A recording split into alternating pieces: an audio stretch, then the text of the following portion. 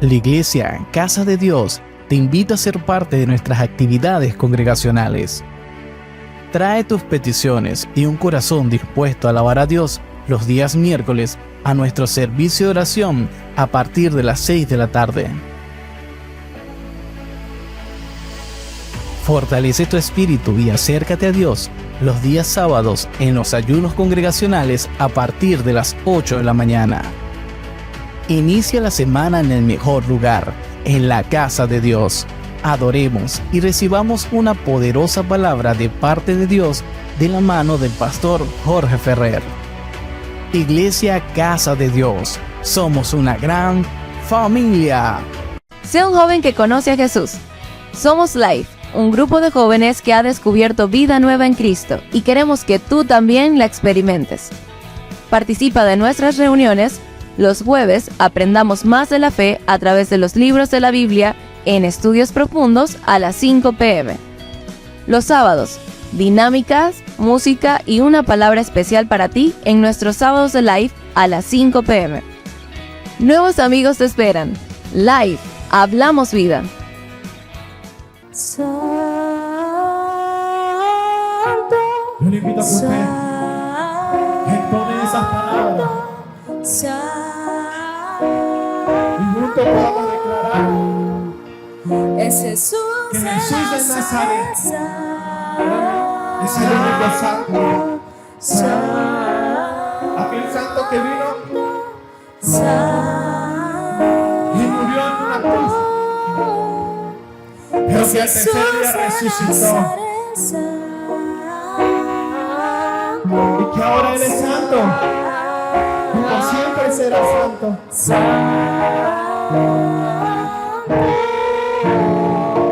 Es Jesús de Nazaret, santo,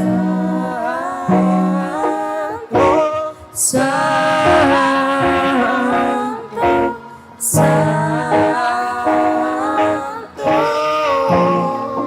Es Jesús de Nazaret.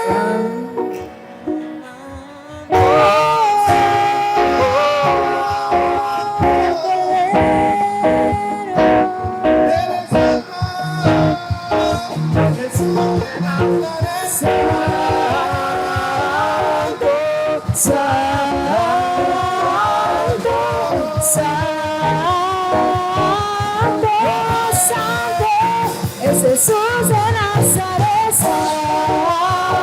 santo, santo, santo, santo, es Jesús de Nazaret, santo, santo, santo, es Jesús de Nazaret.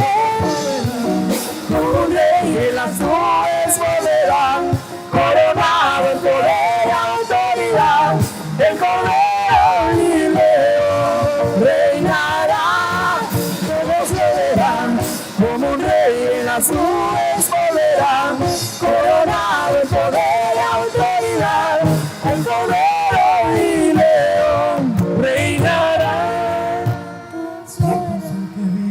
Santo es el que reina. Santo en las alturas, santo aquí en la tierra, santo en el pesebre, santo en el sepulcro, santo en su sangre derramada en la cruz. Santo es alguien. ¿Quién puede disponer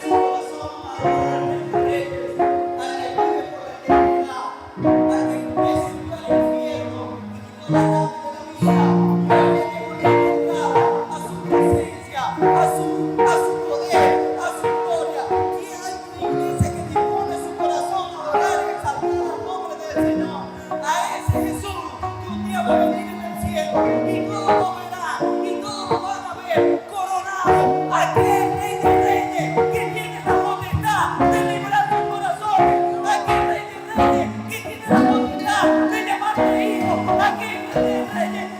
quita la vida, al que tiene a su presencia, a su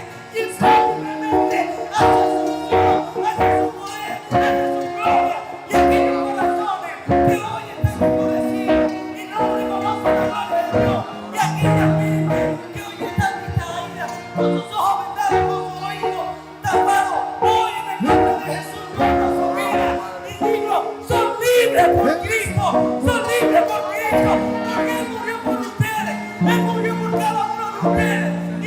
gloria de Dios hoy va a reposar sobre su vida. Hoy la gloria de Dios va a estar en sus corazones. No será lo mismo. Si algo hoy desciende y dice, no será lo mismo. No por ustedes. En el nombre de Jesús. El rey en las nubes volverá, coronado en poder y autoridad. El Cordero y León reinará. Todos lo verán, como rey en las nubes volverá, coronado en poder y autoridad. El Cordero y León reinará. Todos lo verán, como rey en las nubes volverá, coronado en poder y autoridad. El Cordero y León reinará. Todos lo verán, como rey en las nubes volverá, coronado en poder y autoridad. El Cordero y León reinará. Santo es el que vive, santo es el que reina, Santo en las alturas, santo aquí en la tierra, santo en el pesebre, santo en el sepulcro, santa es su sangre derramada en la cruz. santo es el que vive, Día. Recordaré que santo en las que alturas. todo el mundo piensa que Jesús todavía está en la cruz. Y ahora es el retrato que todavía piensa que Él está en la cruz. No, Señor. Él estaba entrando en gloria, en majestad, sentado a la diestra de Dios el Padre. El Cordero inmolado, el que entregó su vida para que un día por nosotros y nos va a llevar, nos va a arrebatar y todo el pueblo verá a ese Jesús que un día nos va a llegar, a ese Jesús que un día nos va a dar, a ese Jesús que está todos los días, porque ese Jesús va a venir por nosotros y en el día por esta voz, desde vieja a vieja.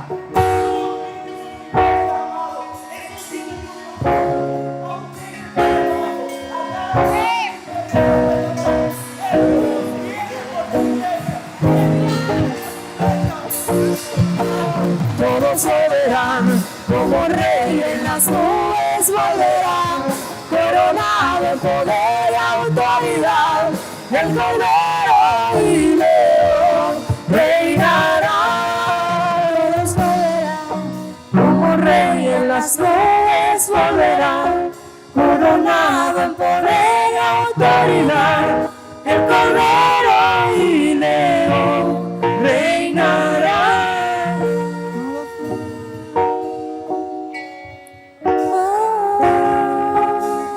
Santo de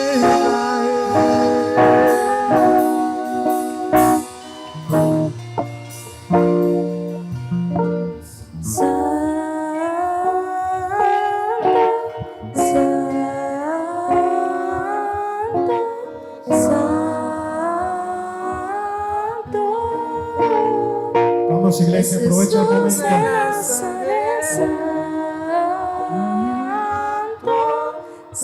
Aprovecha este momento.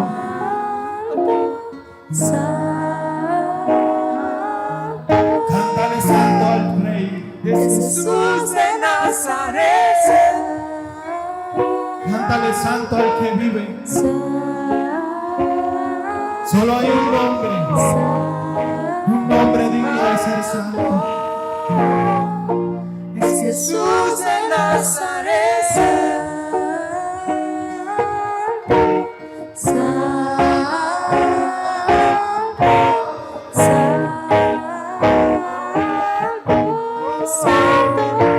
Es Jesús de Nazaret.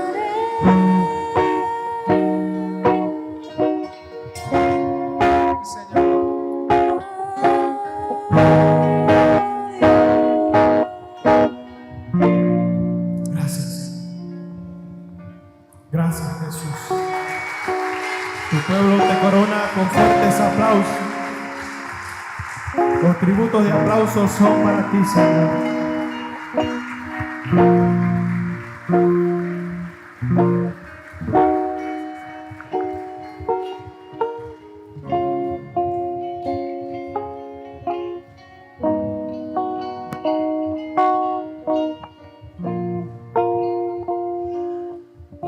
sentarse. Bueno, ya está sentado. Qué bella alabanza. Qué bella administración de parte del Espíritu Santo. Bendito sea el Señor. Bendito sea el Santo. Bueno, yo no voy a predicar. Los niños van a salir al salón con las maestras. Hay calorcito, pero hermano, es bueno sacrificarse. Después va a tener tiempo de estar en su casa. Pero qué bueno es alabar al Señor, aún con el calorcito que hay.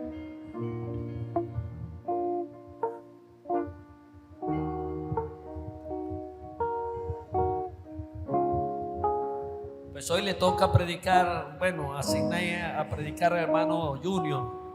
Usted sabe que una de las cosas, para que no se fastidien mío, no predico todos los domingos. Entonces aquí desarrollamos los ministerios. Néstor Marrero, Lino, bueno, el pastor por supuesto, Néstor Marrero, Lino, mi persona, Junior, Carlos Luis, Virginia. Y aquí hay mucho talento, mi hermano. Aquí en esta casa, para la gloria de Dios, hay talento para predicar. Mujeres y hombres, jóvenes. Y esa es la idea. Mañana o pasado no está ninguno de los líderes fundamentales y otros tendrán que asumir si Cristo no ha venido, por supuesto. Yo tengo 63, ojalá Dios me permita llegar a 80. Me quedarían 17 años. Y Jorge tiene un poquito menos y también vendrán jóvenes a dirigir el ministerio Casa de Dios. Va a predicar Junior, disponga su corazón para recibir la palabra implantada que Dios nos va a brindar hoy. Amén. Gracias. Buenos días, iglesia, que Dios te bendiga grandemente. Que la paz de Dios sea con todos ustedes. ¿Qué les parece si, como normalmente acostumbramos a hacer aquí, elevamos una oración al Señor para que Él tome el control y la palabra que hoy traje en mi corazón para ustedes sea de provecho para todos los que estamos aquí? Amén. Amado Padre Celestial, te damos gracias por habernos permitido estar aquí, Padre, el día de hoy. Por esa misericordia que tú nos has renovado, Padre, el día de hoy y todos los días, como dice tu palabra. Te damos gracias, Señor, porque estamos en comunión con los hermanos y además de eso, porque el día de hoy es un día especial, porque nos vamos a sentar a la mesa contigo, como tú lo instituiste, Señor, en las Sagradas Escrituras, para participar de tu cuerpo y de tu sangre, Señor, que nos han dado la vida eterna. Te pedimos, Padre Celestial, que asimismo la palabra que tú pusiste en mi corazón para compartir hoy con tu amada iglesia tenga esa misma función, ese mismo propósito, que los alimente a ellos espiritualmente y eleve sus esperanzas en ti, Padre Celestial. Porque nosotros te lo pedimos en el nombre todopoderoso de Cristo Jesús. Amén y amén. Gloria a Dios. El día de hoy, como mencioné, vamos a celebrar la Santa Cena y la verdad es que estuve pensando mucho en qué mensaje podría traer el día de hoy para compartir con ustedes la iglesia del Señor. Y pensándolo y meditándolo y orando al Señor en mi corazón, decidí traer un mensaje que para muchos no es nuevo. Para muchos este mensaje que les voy a traer el día de hoy es algo que han escuchado desde que se empezaron a congregar aquí en la iglesia. Pero la verdad es que no me importa tener que volver a hablar de esto, porque lo cierto es que mi temor es que muchas veces no pensamos mucho en este tema con demasiada frecuencia.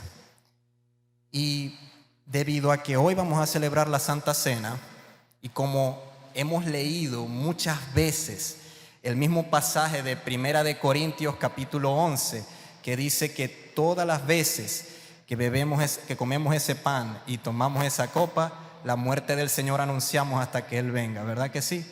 Bueno, precisamente ese es el tema que vamos a abordar el día de hoy. Hoy vamos a recordar la muerte y la crucifixión de nuestro Señor Jesucristo por nuestros pecados. Amén.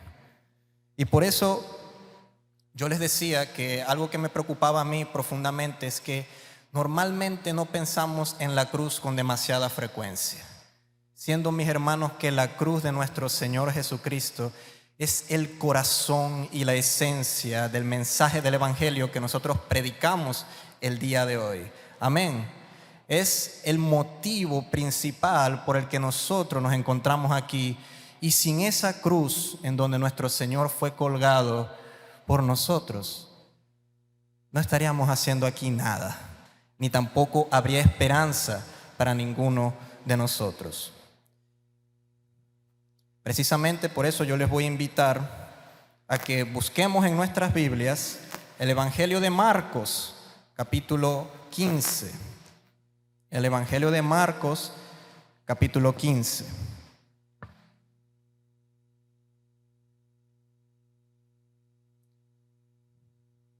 Y vamos a leer desde el versículo 21. Marcos 15, 21.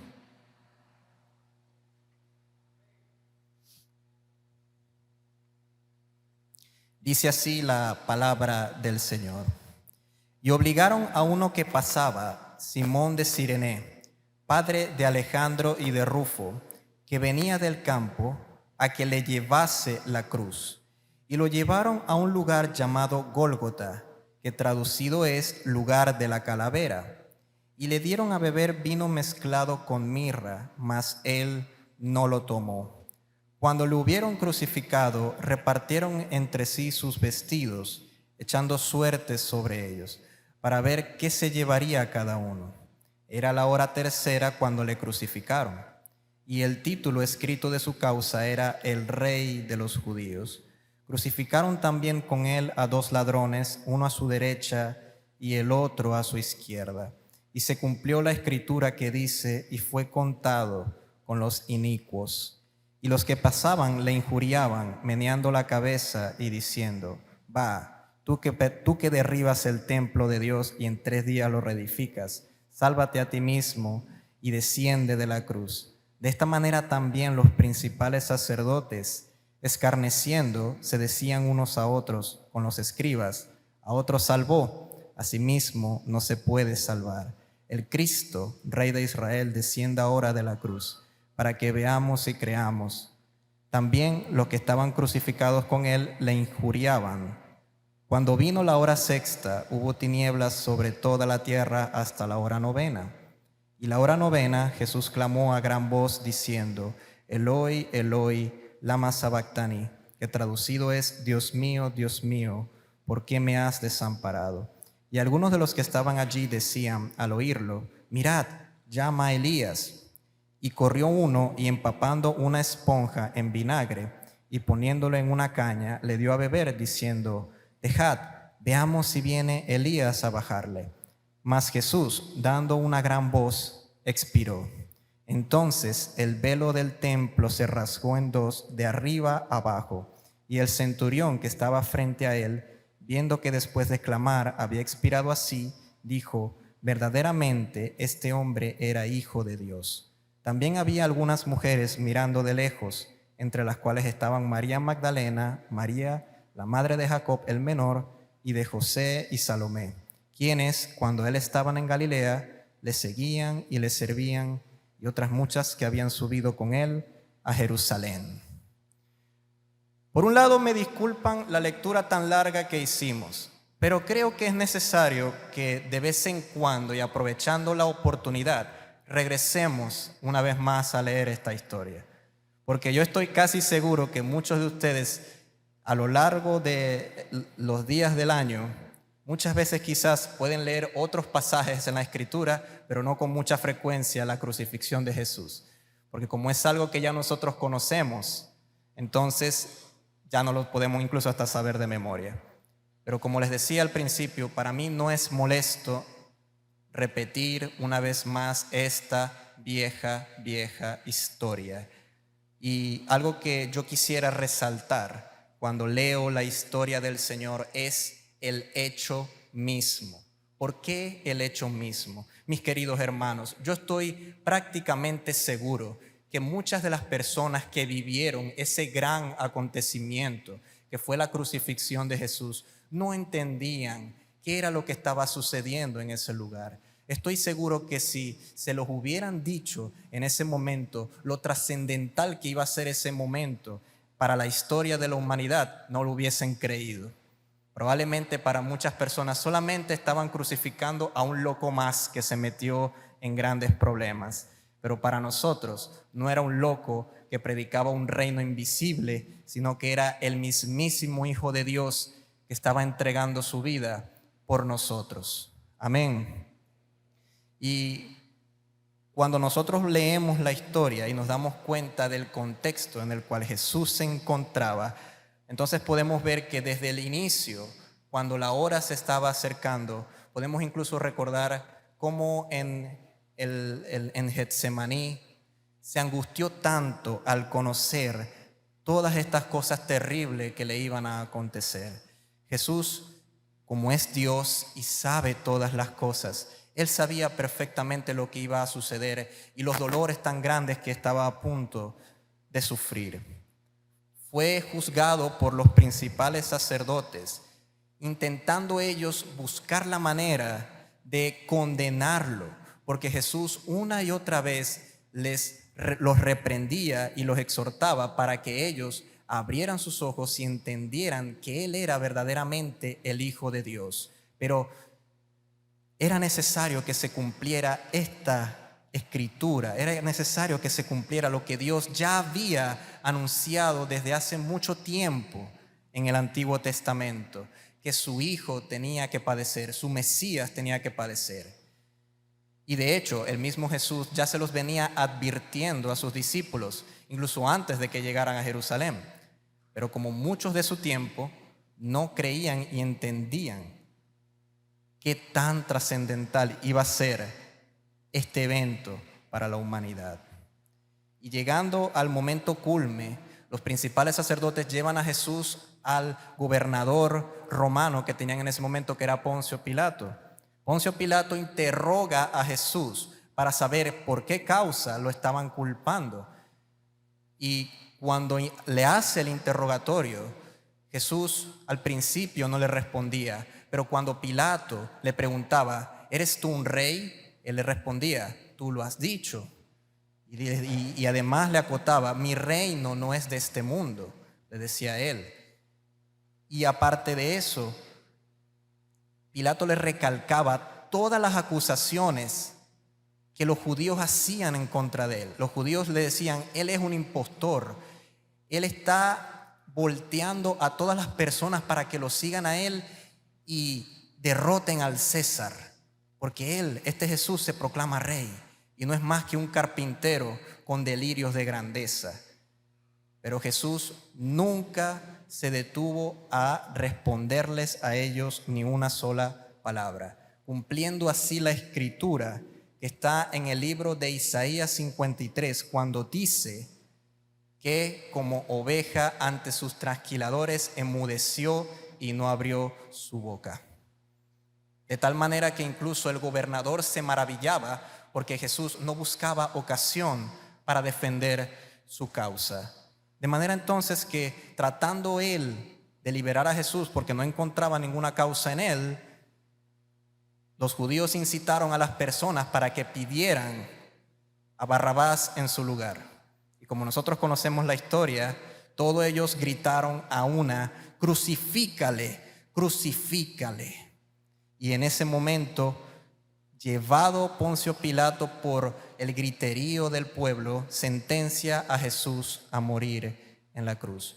Y así llegamos entonces, de una manera resumida, llegamos entonces al pasaje que leímos, que es todo el proceso de la crucifixión, mis queridos hermanos. Y yo les voy aquí a explicar algo que no sé si ustedes lo tienen en cuenta o lo han pensado alguna vez. Yo no sé si ustedes saben por qué a Jesús le tuvo que pasar todo esto, o si somos realmente conscientes de la importancia que tiene la cruz para nosotros el día de hoy.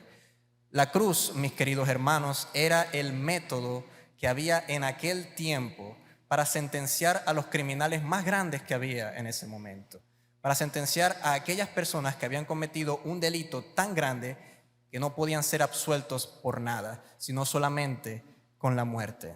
De hecho, la cruz ya era un método de muerte, para dar muerte, hecho muchos años antes, creado muchos años antes de que Jesús incluso naciera aquí en la tierra. Y ciertamente nosotros podríamos pensar, pero si Jesús, siendo una persona tan justa y tan buena, ¿por qué tuvo que sufrir y pasar todo esto? Una y otra vez Él les decía a los discípulos, es necesario que se cumpla la Escritura, es necesario que se cumpla la Escritura. Dios ha dicho una y otra vez que es necesario que su Mesías padezca. Y algo que a mí me llama la atención es que cuando nosotros vemos de pronto películas relacionadas con la crucifixión de Jesús o leemos la historia como la acabamos de leer en el Evangelio de Marcos, muchas veces las personas hacen esto y dicen, ay, a mí sí me da lástima ver a Jesús así, en ese estado tan deplorable. No puedo ver esas películas porque me da mucha lástima cómo lo maltratan a Él. Mis queridos hermanos, yo entiendo esa afirmación, pero yo les voy a responder a las personas que piensan así, como lo hizo el Señor con las mujeres que lloraban por la misma razón. En la historia que leímos aquí no lo dice, pero en el Evangelio de Lucas agrega que había muchas mujeres que iban detrás de él llorando y lamentándose por la misma razón por la que las personas lo hacen, porque les dio lástima ver a Jesús en ese estado. Pero Jesús le responde a esas mujeres, hijas de Jerusalén, no lloréis por mí, llorad por vosotras, les dice él. Yo les respondería así, de esa manera, mis queridos hermanos, porque lo cierto es que la crucifixión de Jesús fue por causa de nuestros pecados. Y eso yo sé que es algo que todos ustedes lo saben, pero mi temor es que muchas veces no lo consideramos de la manera que lo tenemos que considerar. Si muchos de ustedes, de los que están presentes aquí, no saben lo que es el pecado, yo les voy a decir bíblicamente, de acuerdo a lo que la Biblia me ha enseñado a mí, lo que es el pecado. El apóstol Juan en su primera carta nos dice que el pecado es la transgresión de la ley. Y si nosotros nos ponemos a pensar cuando dice él ahí, ¿de qué ley está hablando ahí? No nos vamos a referir simplemente a una ley humana impuesta por personas humanas, porque lo increíble del caso es que las leyes humanas que nosotros como las conocemos el día de hoy, muchas se desprenden de la ley de Dios que nosotros vemos aquí en el libro sagrado. Pero lo cierto es que cuando Juan dice el pecado es la infracción de la ley, quiere decir a la ley de Dios. De manera entonces, mis queridos hermanos, que ustedes podrán pensar que a lo mejor esos pecados por los cuales Jesús estaba sufriendo en nuestro lugar son aquellos pecados grandes que nosotros cometimos, como el haber dado falso testimonio, el no honrar a nuestro padre y a nuestra madre, y etcétera, todos los mandamientos de la ley de Dios. Pero el apóstol Juan va más allá y en esa misma carta dice, toda mala acción es pecado. Toda mala acción es pecado. De manera que entonces yo lo voy a dejar a la conciencia de cada uno, porque cada uno de aquí, creo yo, es lo suficientemente consciente como para darse cuenta de las malas acciones que nosotros como seres humanos hemos cometido, y por todas esas malas acciones nosotros, como dice el versículo de Primera de Juan, hemos violado la ley de Dios, porque hemos hecho lo que no le agrada a Él. Y precisamente por eso, mis queridos hermanos, es que era necesario que Jesús muriera en esa cruz. Sin embargo, como lo hemos dicho muchas veces, aquí en la iglesia, Jesús no necesariamente tenía que morir en la cruz por nuestros pecados. No era obligatorio para Él entregar su vida por nosotros en nuestro lugar.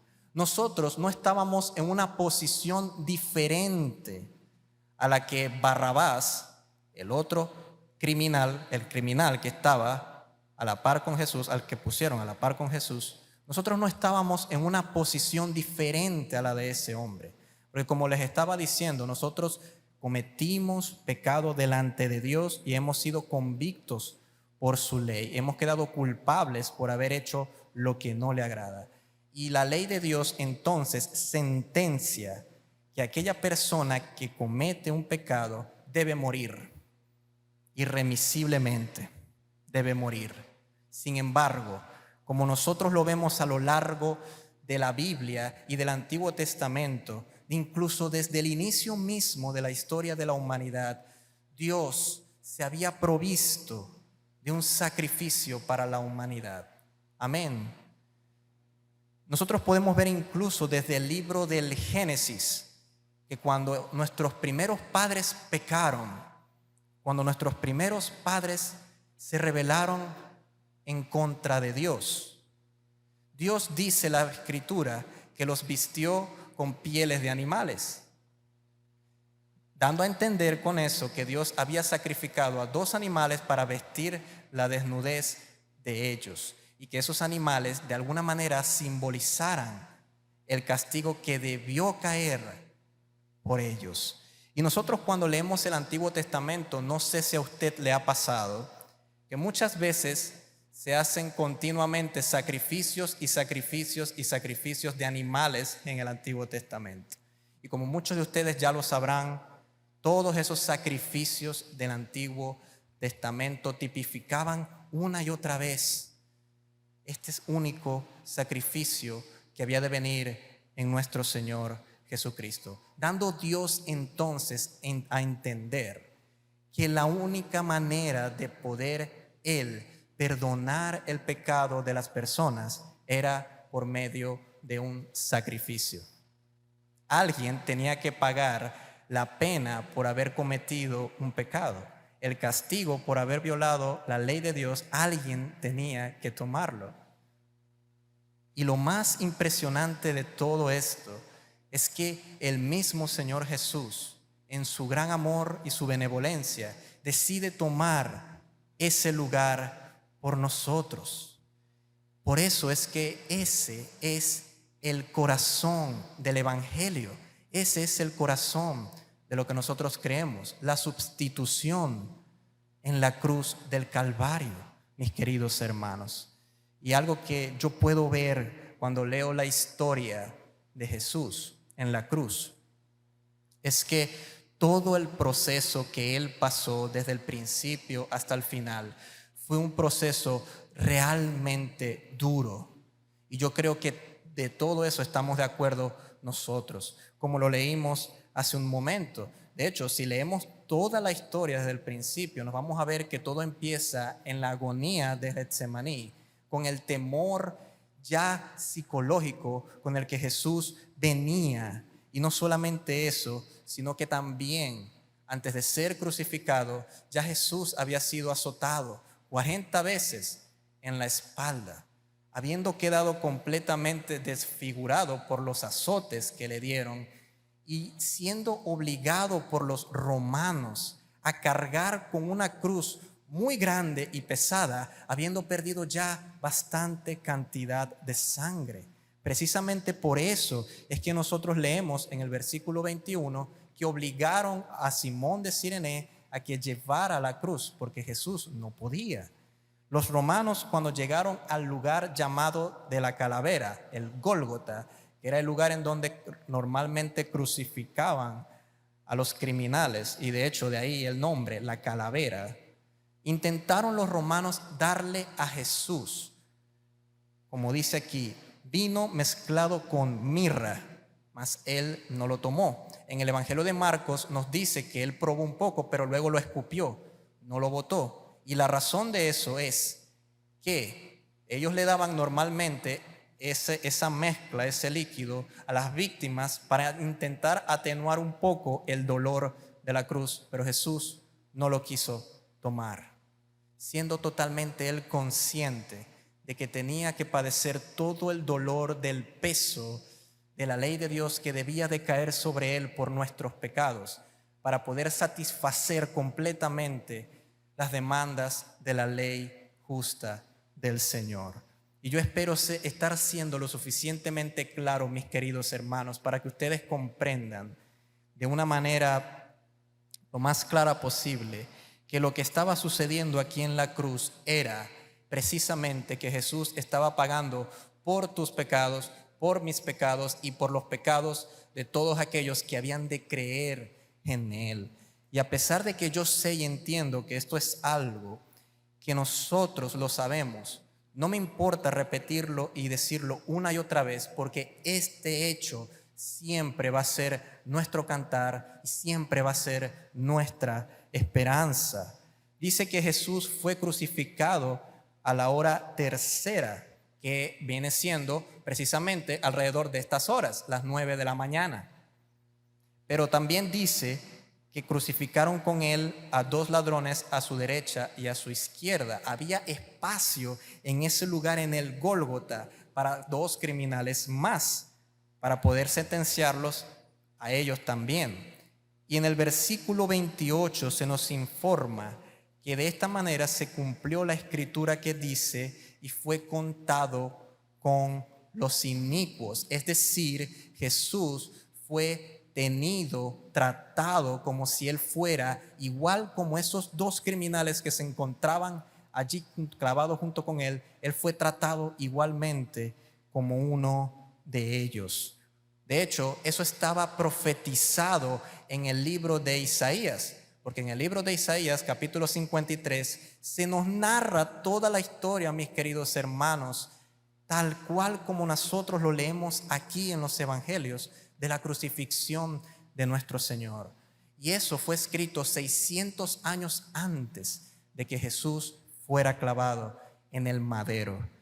Y de hecho, eso nos da entonces a entender que este era el propósito del Señor. Más adelante sigue diciendo el pasaje que Jesús, cuando fue crucificado, las personas que se encontraban alrededor de la cruz, viendo todo ese espectáculo, comenzaron a burlarse de él y a escarnecerle, como dice ahí en la Biblia. Para los que no lo saben, escarnecer, la palabra que aparece allí como escarnecer, significa hacer burla de una persona con la intención de humillarlo. Y eso es precisamente lo que ellos estaban haciendo en ese momento. Se reían de Jesús, se burlaban de Jesús y humillaban a Jesús, mis queridos hermanos. Y si ustedes no lo han notado desde que comenzamos a hablar hasta este momento, todas estas cosas que le estaban aconteciendo a Jesús, por más duro y más chocante que esto pueda sonar, era precisamente lo que cada uno de nosotros merecíamos por haber violado la ley del Señor. De hecho, mis queridos hermanos, la palabra de Dios nos enseña que el pecado es una cosa tan fea y tan horrenda delante de los ojos del Señor, que Él no puede sino actuar contra el pecado de una manera severa y tajante. Y ejemplos de eso los vemos muchas veces en el Antiguo Testamento. Para los que no lo saben, en el Antiguo Testamento hay muchos ejemplos del juicio de Dios contra el pecado, la manera en la que Dios castigaba a los que pecaban en contra de Él y Él decidía ejercer su juicio. Puedo nombrarles 2 ejemplos para que ustedes me entiendan. En primer lugar, tenemos el ejemplo de los hijos de Aarón, que en el libro de Levítico, como ellos eran sacerdotes que servían en el templo de Dios, ellos ofrecieron a Dios un fuego extraño, dice la Biblia, que Dios no les mandó. Y por haber ellos quebrantado la palabra de Dios en ese momento, dice que Dios los consumió con fuego. Los prendió vivos, prácticamente los quemó vivos. En otro ejemplo, más adelante, tenemos en el libro de Josué, que en el libro de Josué no, en el libro de Números, que cuando el pueblo de Israel se encontraba en ese peregrinaje de camino a la tierra prometida, muchas personas se rebelaron a Moisés y por consecuencia se rebelaron al Señor, como lo fueron Coré y todo su séquito. ¿Y qué fue lo que les pasó? Por haberse ellos rebelado ante la palabra de Dios y por haber quebrantado el mandamiento del Señor, Dios los hizo descender vivos a la tierra. Se abrió la tierra y se los tragó vivos a todas esas personas. ¿Y qué les quiero yo dar? ¿Qué les quiero yo decir o les quiero dar a entender con todo esto, mis queridos hermanos? Que cuando se trata del pecado, del mal, de la maldad que hay en este mundo, para que ustedes me entiendan, Dios no queda insensible ante esa realidad. Dios no hace la vista gorda ante esa realidad. Porque yo sé que muchas personas pueden pensar, pero si tu Dios es tan bueno, ¿por qué simplemente no perdona y ya? Mis queridos hermanos, Dios no puede hacer eso. Dios no puede hacerse de la vista gorda y hacer como si los pecados no existieran. Él, como es infinitamente justo y santo y puro, y siendo el juez, como dice Abraham, de toda la tierra, Él tiene que castigar al que hace el mal. Si nosotros como seres humanos pedimos a veces que se haga justicia, porque tenemos en nosotros un sentir de que el mal debe ser juzgado, debe ser condenado, ¿cuánto más no lo hará el Señor, que fue el que nos creó y que, como dice la Escritura, Él ama la justicia? Dios ama la justicia. Por eso Él debía condenar el pecado de una manera en la que su justicia quedara satisfecha. Y por eso cuando nosotros leemos el relato de la crucifixión del Señor y lo terrible que fue tener que soportar todo eso, nos damos cuenta entonces, o nos enseña esto, que el pecado es una cosa verdaderamente detestable y horrorosa. Y no solamente eso, mis hermanos, consideremos que fueron esos pecados y esa maldad la que clavó a nuestro Señor, a nuestro bendito y amado Señor, en ese madero. Pero la muerte en la cruz, para los que no lo sepan, no es simplemente el dolor de los clavos, el que se aguanta. La muerte en la cruz, para el que no lo sepa, es una muerte lenta por asfixia. Las víctimas que están colgando en la cruz constantemente se están asfixiando por la posición en la que ellos quedan allí. Imagínense ustedes la desesperación que debió de haber sido estar clavado en ese madero y tener que estar tratando de intentar respirar. Imagínense ustedes el sufrimiento de nuestro Salvador cuando la ira de Dios cayó sobre él en ese momento tan culme de la historia. Sigue diciendo el pasaje en el versículo 32 y en el versículo 31, de esta manera también los principales sacerdotes, escarneciendo, se decían unos a otros con los escribas, a otros salvó, a sí mismo no se puede salvar. El Cristo, Rey de Israel, descienda ahora de la cruz para que veamos y creamos. También los que estaban crucificados con él le injuriaban, es decir, lo criticaban. Cuando vino la hora sexta, hubo tinieblas sobre toda la tierra hasta la hora novena. A la hora novena, Jesús clamó a gran voz diciendo, Eloi, Eloi, lama sabactani, que significa, que traducido es, Dios mío, ¿por qué me has desamparado? Mis queridos hermanos, si hasta ahora los sufrimientos físicos que nuestro Señor Jesucristo tuvo que padecer en nuestro lugar no fueran suficientes, como se ha dicho en otras ocasiones y como creo yo, teniendo mi convicción de que es así, de que el sufrimiento más grande que Jesucristo sufrió en la cruz fue el haber sentido que Dios, su Padre, lo había desamparado. Y muchas personas quizás no comprendan la magnitud de lo que eso implica y significa, y el horror que puede correr por nuestro cuerpo cuando siquiera pensamos que Dios nos ha abandonado. Yo les aseguro a ustedes que si nosotros o un pastor o algún predicador les dijera Dios nos ha desamparado, enseguida el pánico correría por todas partes, porque nuestro consuelo y nuestra esperanza es que nuestro Dios siempre está con nosotros. Pero mis hermanos, para que eso sea así, nuestro Salvador tenía que sufrir el desamparo de su Padre. Porque el pecado, como lo hemos venido diciendo acá, no tiene relación alguna con el Señor. Y todos aquellos que Dios ha condenado a sufrir el castigo por sus pecados no tienen comunión con Él, ni tampoco tendrán la oportunidad de estar ante su presencia y disfrutar el gozo que eso implica. Por eso fue necesario que Jesús padeciera y sufriera esto.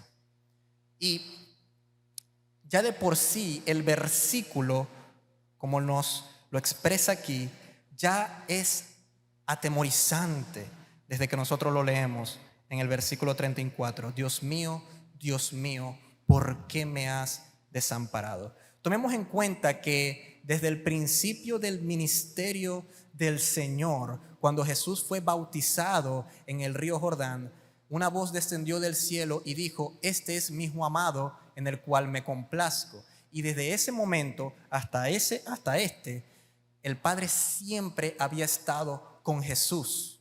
De hecho, Jesús le había dicho en una ocasión a los discípulos que ciertamente ellos lo abandonarían, pero que Él no se preocupaba porque Él sabía que el Padre estaba con Él. Pero cuando llega este momento culme en el que la ira de Dios estaba cayendo sobre Jesús, la ira por nuestros pecados estaba cayendo sobre el cuerpo clavado en el madero de nuestro Señor Jesucristo, Él tuvo que cumplir con lo que ya había establecido de que su Cristo tenía que padecer. De hecho, cuando nosotros leemos la profecía en el libro de Isaías, ahí se nos dice que la voluntad del Señor era quebrantar a Jesucristo, sujetándolo a padecimiento. Esa era la voluntad del Señor en este momento, para que Él llegase a ser una fuente de salvación para todos aquellos que creen en su nombre. Dice el pasaje: Dios mío, ¿por qué me has desamparado? De hecho, esas palabras que Jesús menciona en este pasaje ya anteriormente habían sido predichas por el Espíritu de Dios a través del profeta David. Si ustedes leen y tienen la libertad de hacerlo, y los invito a leer el Salmo 22 en sus casas, cuando tengan la oportunidad, lean completamente el Salmo número 22, y ahí se van a encontrar de una manera un poco más detallada los sufrimientos personales que Jesucristo sufrió en la cruz, siendo esto predicho por el Espíritu Santo a través del salmista David. Y de hecho, el Salmo 22 inicia de esa misma manera: Dios mío, ¿por qué me has desamparado? ¿Por qué estás lejos de mí y de mi oración? Y ese fue el resultado desastroso y horrendo que nuestro Señor tuvo que sufrir en ese madero. De hecho, mis queridos hermanos, cuando nosotros, los pastores y los predicadores que desde aquí, desde el púlpito, les hablan a ustedes y a la iglesia de Cristo en general, cuando ellos hacen referencia al juicio y a la condenación que nosotros conocemos, que es en el infierno, algo que da a notar, como la misma escritura nos lo enseña, es que en el infierno, en ese lago de fuego que arden con azufre, aparte de la terrible quemadura y del gusano que nunca se muere, lo que las personas tienen que sufrir en ese lugar es el desamparo eterno del Señor. Jesús lo sufrió por un corto tiempo, pero los que van a ese lugar tienen que sufrirlo para siempre, mis queridos hermanos. Es como si la crucifixión de Jesús fuera como un anticipo o algo de ese sufrimiento, un tipo de ese sufrimiento que las personas van a padecer en ese lugar, para que entonces, como hemos leído y estudiado en la mañana de hoy, Jesús sufrió todo esto para que nosotros no tengamos que sufrir eso, mis queridos hermanos. Tomó nuestro lugar, como dice aquí en la Escritura, fue contado con los inicuos, fue clavado en el madero, pero Él realmente lo que estaba haciendo era que estaba llevando el pecado de cada uno de nosotros, para que nosotros no tuviésemos que sufrir nunca el desamparo de Dios, ni el castigo por las cosas malas que hemos hecho delante de su presencia. Y como finaliza la historia, que dice que en el versículo 35, y algunos de los que estaban allí decían al oírlo: mirad, llama a Elías. Y corrió uno, y empapando una esponja en vinagre y poniéndola en una caña, le dio a beber, diciendo: dejad, veamos si viene Elías a bajarle. Mas Jesús, dando una gran voz, expiró. Entonces el velo del templo se rasgó en dos, de arriba abajo, y el centurión que estaba frente a él, viendo que después de clamar había expirado así, dijo: verdaderamente este hombre era Hijo de Dios. Nosotros, obviamente, cuando leemos el pasaje en otros evangelios, como por ejemplo en el evangelio de Lucas, Lucas nos dice que antes de Jesús expirar y entregar su último aliento, Él dijo: Padre, en tus manos encomiendo mi espíritu. Esas fueron las últimas palabras que Jesús dijo antes de morir y entregar el espíritu. Pero antes de eso, Él había dicho otra palabra que nosotros ya se nos ha sido expuesta aquí en las Escrituras. Él dijo en la cruz, cuando antes de morir: consumado es. Tetelestai, como dice en el griego, consumado es, terminado está. ¿Y qué es lo que está terminado? La obra de redención, su sustitución por nosotros en la cruz, estaba completamente cumplida y consumada, terminada. Y cuando Jesús muere, se nos informa algo aquí muy interesante. En el versículo 38 dice que entonces el velo del templo se rasgó en dos, de arriba abajo. No sé de los que están aquí si se acuerdan que en una oportunidad nuestro pastor y anciano Carlos nos había dicho que ese velo, que era el que separaba el lugar santo del lugar santísimo en el templo de Dios en Israel, lo que había detrás de ese velo era el arca del pacto, en donde se manifestaba la presencia de Dios al pueblo.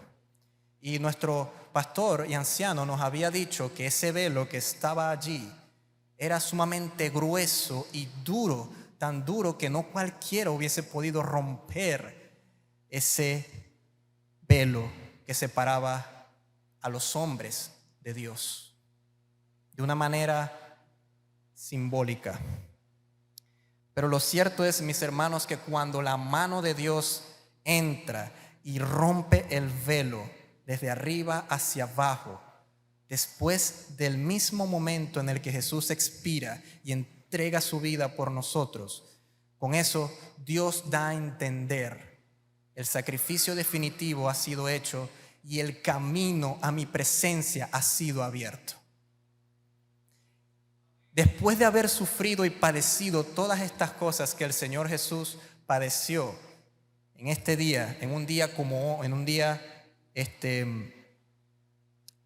tan sublime como lo fue en ese momento, y una vez que la obra ha sido hecha y consumada, ahora nosotros, los seres humanos que hemos llegado hasta el fin de los siglos, podemos encontrar consuelo real y podemos encontrar a un Salvador que nos amó hasta lo sumo para dar su vida en rescate por nosotros. Podemos encontrar a un sumo sacerdote que ofreció este único y gran sacrificio, como nos lo enseña la epístola a los Hebreos, que Jesús ha venido a ser el sumo sacerdote del nuevo pacto, el cual se ofreció a sí mismo, su cuerpo como sacrificio por nuestros pecados, para de esa manera nosotros pudiéramos entrar a la presencia de Dios y pudiéramos reconciliarnos con ese Dios al cual nosotros habíamos desechado en un momento. Hasta tal punto, como decía en el inicio del servicio nuestro amado anciano Carlos, de tal modo Dios amó al mundo, que entregó a su Hijo único en la cruz. Y aunque esto a veces pueda parecer un poco duro y hasta chocante, como lo decía hace un momento, lo cierto es, mis hermanos, que recordar esto no nos tiene que hacer tanto sentir mal. Si nos tiene que hacer sentir mal, que nos haga sentir mal por nuestros pecados. Pero recordemos que la esperanza que tenemos aquí es que nuestro Salvador sufrió el dolor, la pena, la burla y el desamparo que alguien que ha violado la ley de Dios merecía, para que nosotros no tuviésemos que padecer ni pasar por eso, sino más bien para que entonces pudiéramos disfrutar verdaderamente de la presencia de Dios y de su amor eterno y del reino que Él le ha prometido a los que le aman. Y no solamente, como cantábamos hace un momento atrás, Jesús no solamente murió en la cruz y fue sepultado y quedó allí, como decía Carlos Luis. Al tercer día Dios lo levantó de entre los muertos, porque así estaba profetizado en el libro de Isaías, que Él vería el fruto de su sufrimiento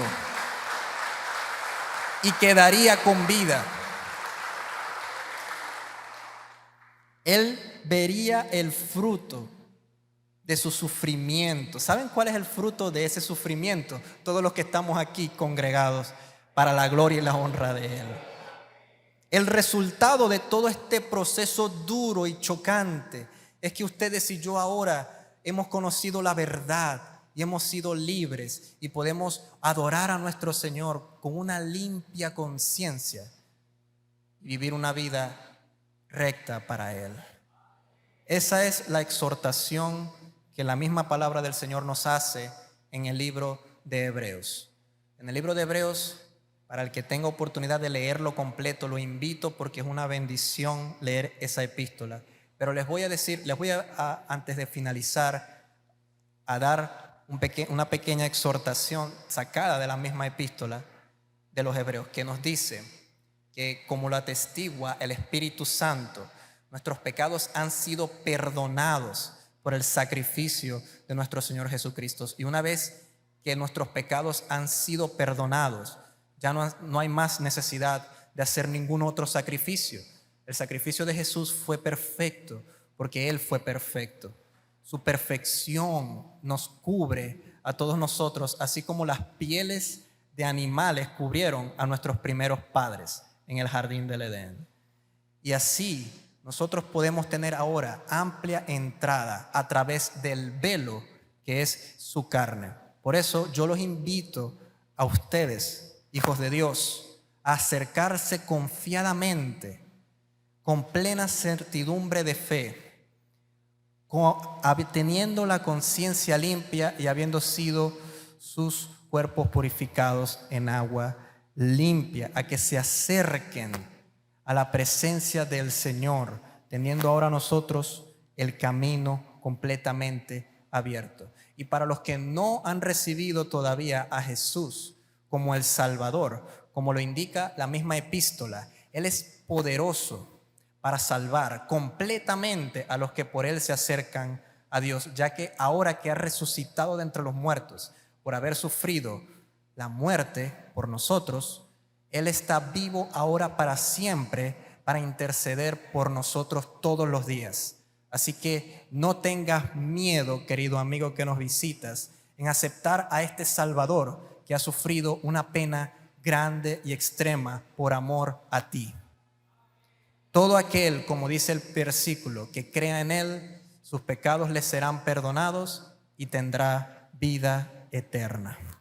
Este es el evangelio que nosotros predicamos y que hoy vamos a anunciar a través de la Santa Cena hasta que Él venga, para la gloria del Señor.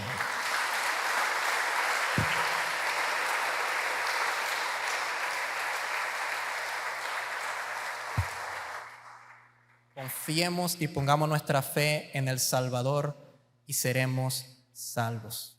Pidámosle perdón, arrepintámonos de nuestros pecados y gocémonos en esta verdad. Es mi exhortación para hoy para ustedes. Vamos a orar. Amado Padre Celestial, te damos gracias, Señor, por esta verdad y este sacrificio tan grande que tú has hecho por nosotros, Señor. Ayúdanos, Dios mío, a valorar ese sacrificio, Señor, a no ser insensibles nunca ante la realidad tan grande y ante ese evento tan majestuoso que fue el acontecimiento de tu crucifixión. Dios mío, guárdanos de volvernos insensibles a esa muestra de amor tan grande que tú tienes para con nosotros el día de hoy. Y abre los ojos, Señor, a las personas para que vean tu gloria reflejada en esta obra de salvación tan grande y tan maravillosa, Señor. Y danos, Dios mío, a nosotros tu iglesia. Danos, por favor, Señor, a tu iglesia la valentía, el denuedo, el amor para salir y proclamar este mensaje de salvación. Dios mío, teniendo nosotros la seguridad de que esa muerte tuya en la cruz no fue en vano, sino que tú lograste salvarnos verdaderamente de un destino peligroso.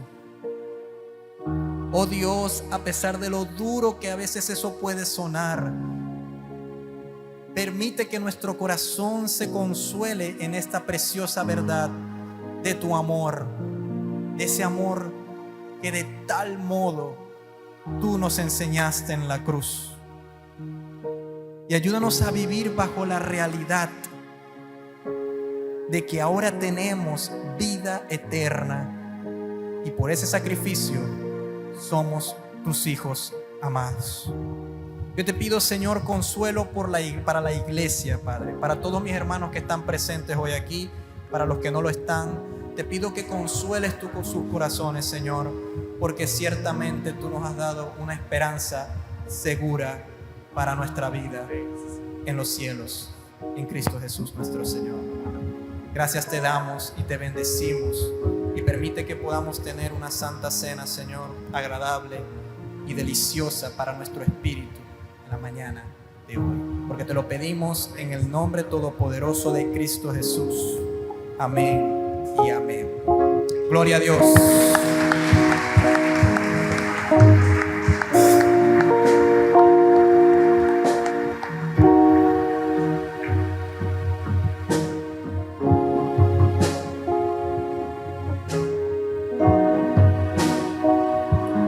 Gloria a Dios.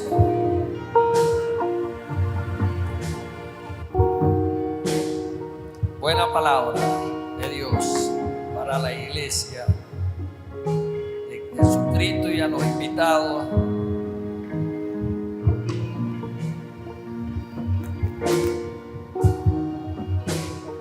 Vamos a bendecir los elementos y vamos a tomar hoy acá, a consumir, a recordar a seguir recordando lo que Cristo hizo por nosotros.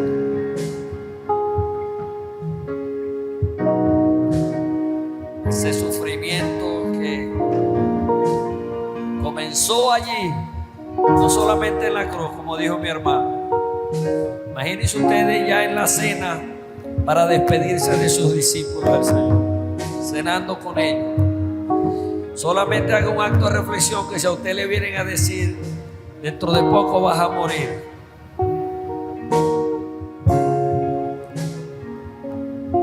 vienen a buscar para atentar contra tu vida. Y Jesús lo que estaba dando un ejemplo reunido con sus discípulos, una comunión íntima allí, motivándonos para que cuando comiésemos esto, recordáramos toda la historia que Junior narró aquí, porque eso es lo que vamos a hacer. Nosotros no creemos que literalmente ese es el cuerpo de Cristo, como algunos creen, que creen en la transustanciación. Nosotros hacemos este acto en memoria de lo que hizo Jesús por nosotros, para que participando de ello vivamos el momento que Jesús vivió con sus discípulos y el momento que está viviendo con nosotros en esta casa. Padre, en el nombre de Jesús bendecimos el pan, bendecimos el vino, símbolo de tu cuerpo y de tu sangre, puesta allí en la cruz para perdón de pecado y para salvación eterna.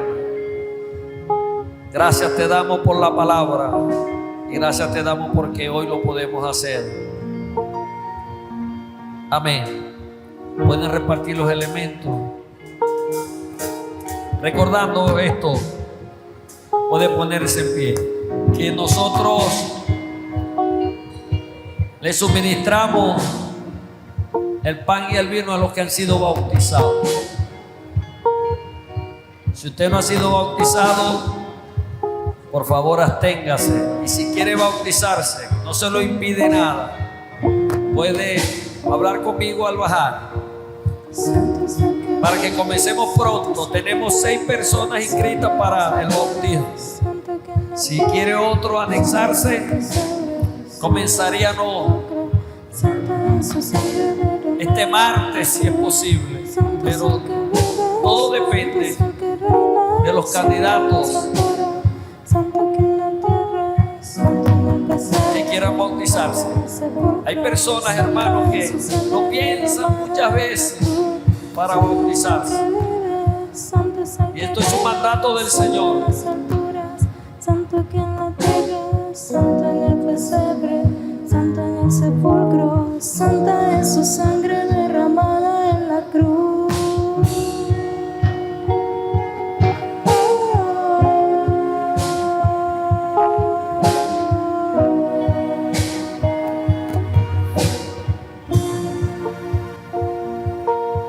Corrió su sangre por el madero, a él no le mataron, se entregó primero. De tal manera amó Jesús, que entregó su vida en la cruz. No dijo nada, no abrió su boca, le hieren, le golpean, pero él perdona. De tal manera amó Jesús, que entregó su vida en la cruz.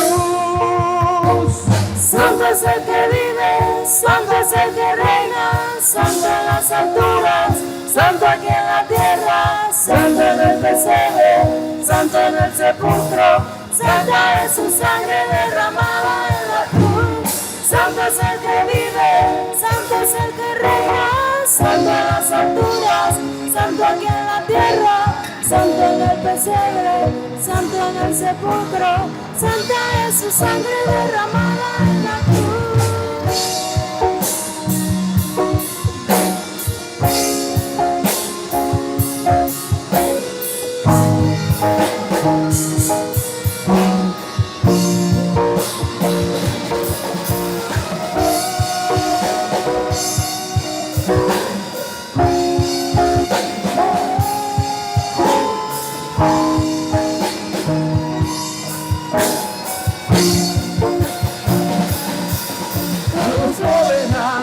Como un rey en las nubes volverá, coronado en poder y autoridad, el Cordero y León reinará. Todos lo verán, como un rey en las nubes volverá, coronado en poder y autoridad, el Cordero y León reinará. Todos lo verán, como coronado de poder y autoridad, el Cordero y León reinarán. Santo es el que reina, santo en las alturas, santo aquí en la tierra, santo en el pesebre, santo en el sepulcro, santa es su sangre derramada en la cruz. Santo es el que vive, santo es el que reina, santo en las alturas, santo aquí en la tierra, santo en el pesebre, santo en el sepulcro, santa es su sangre derramada en la cruz.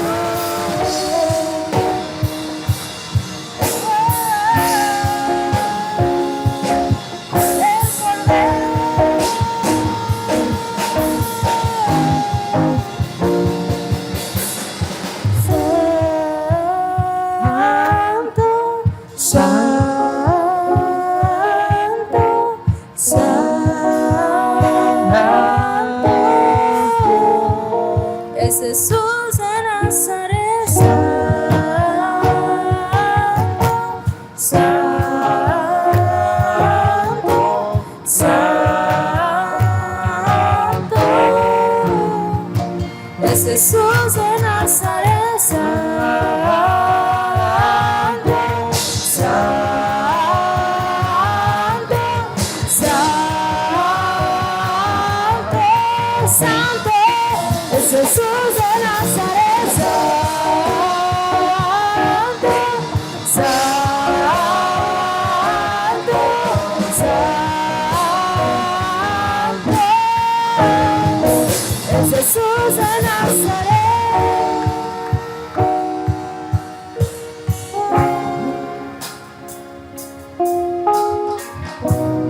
Gloria a Dios. ¿Quién falta por los elementos, por favor? ¿Habrá un hermano que no haya recibido los elementos? Todos lo tenemos. Gloria a Dios. Le invito a todos, por favor, vamos a colocarnos en pie. Así no lo vaya a recibir. Vamos a reverenciar este acto. Mire, esta canción es bellísima. Bellísima. Santo en el sepulcro, en el pesebre, en el cielo, aquí. Santo es el que vive. Y ese Santo de Israel vendrá algún día por nosotros. Y toda rodilla, miren, toda rodilla ha de confesar que Jesucristo es el Señor. Los brujos tienen que arrodillarse ante el Señor. Los hechiceros, los babalaos, aquellos que no practicaron la verdad tendrán que arrodillarse ante el Señor. Los más poderosos de esta nación, el presidente o el director de la ONU, de la OEA, de la Unión Europea, todos tendrán que arrodillarse ante Jesús si no lo reconoce como su Salvador. Amén. Él es el que vive y Él es santo. Aleluya. Solo los soberbios no quieren reconocer que Jesucristo es el Señor por los siglos de los siglos. Aleluya. Y dele gracias a Dios que usted y yo estamos en ese grupo que hemos reconocido que Jesucristo es el Salvador. Y que vamos a participar de un acto hermoso que le costó a Él tanto sacrificio y dolor, pero que después tuvo su fruto, y ese fruto somos usted y yo y tantos millones de cristianos en el planeta Tierra. Y siempre recurro a el libro de Corintios, porque allí es donde expresa mejor, ahí está en el Evangelio también, la institución de la Santa Cena, pero aquí me gusta, siempre lo leeré allí. Lo que Pablo recibió sin estar presente entre los 12 que recibieron la cena, porque Pablo no estaba allí. Pablo fue convertido después. Pero Pablo narra: porque yo recibí del Señor lo que también os he enseñado, que el Señor Jesús, la noche que fue entregado, tomó pan y habiendo dado gracias lo partió entre sus discípulos y dijo: tomad, comed, esto es mi cuerpo que por vosotros es partido. Haced esto en memoria de mí. Hoy estamos haciendo memoria. Agarra este pan, pedacito de harina, y como dice Nestico Marrero, cuando usted lo esté triturando con los dientes o con la plancha, acuérdese que Jesucristo fue triturado también por los pecados de nosotros, sin tener culpa alguna. Tomamos todos el pan.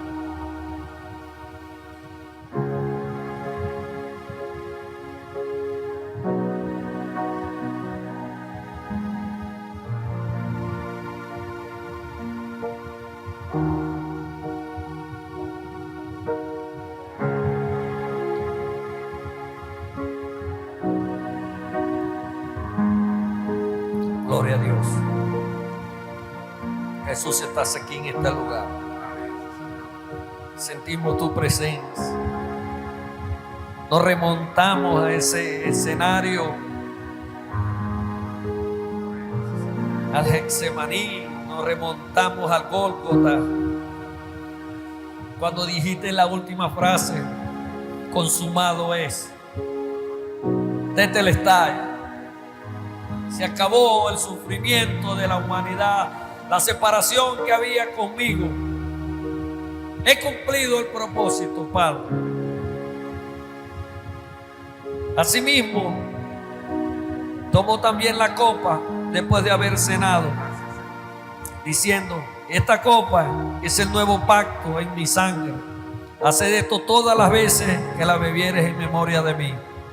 Así pues, todas las veces que comieres este pan y bebieres esta copa, la muerte del Señor anunciáis hasta que Él venga. Tomemos todo de la copa y dele gracias a Dios, porque está participando de una ceremonia. Como rey en las flores volverá, coronado en poder y autoridad, el Cordero y León reinará. Todos volverán, como rey en las nubes volverá, coronado en poder y autoridad, el Cordero y León reinará.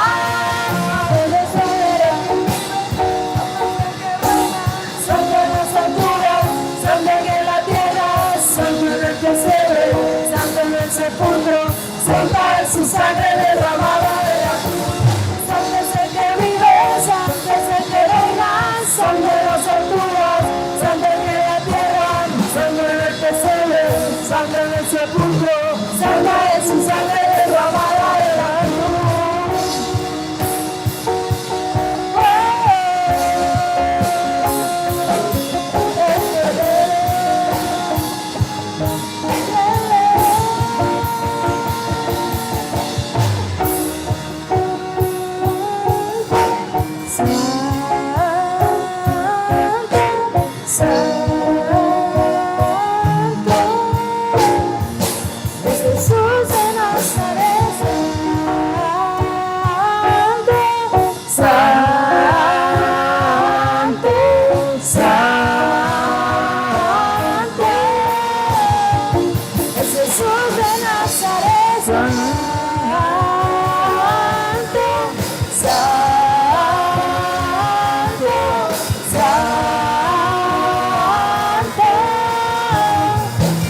Jesús de